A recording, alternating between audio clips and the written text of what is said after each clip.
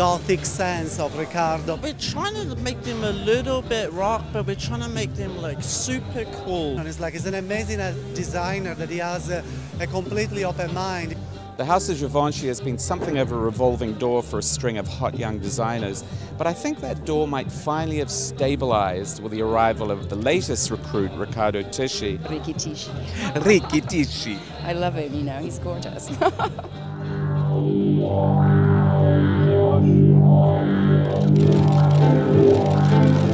You think sometimes he's been involved in couture, but you realise he's too young to be involved in couture. But there's something about all his cuts and the way he puts clothes together, it really refines. And on the other hand, he has a little bit of savage rock and roll, which I guess comes from the days when he once upon a time lived in London and worked at St. Martin's as a student. I think this was a good step in the right direction for him and for Givenchy. Do you think he took very much from the house, the history of the house there? I think he's always somehow or another influenced by the house, but he's got his own imprint. I mean, he's definitely bringing something fresh.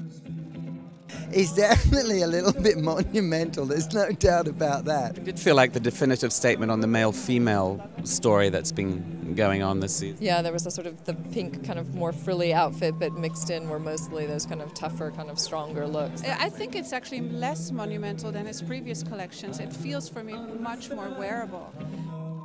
When you take them off the supermodel, you take off the accessories, and you have like a beautiful jacket, a beautiful dress, a beautiful blouse, and a beautiful pair of pants from Givenchy that will be in your closet forever. I've been calling it monumentalism. The architecture of those clothes feels very Italian to me. I was very sure what I was doing. You know, I don't know if it's going to be a success or not, but like, you know, I really want to have this woman from the first moment. I really want this design, cartoon, elegant woman. Obviously, the standout item in the collection is these high-waisted, very, very flared trousers.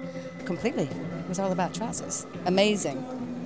In the showroom, everything is very well merchandised. So you have the fashion part, but there'll be plenty of nice trousers that aren't high-waisted.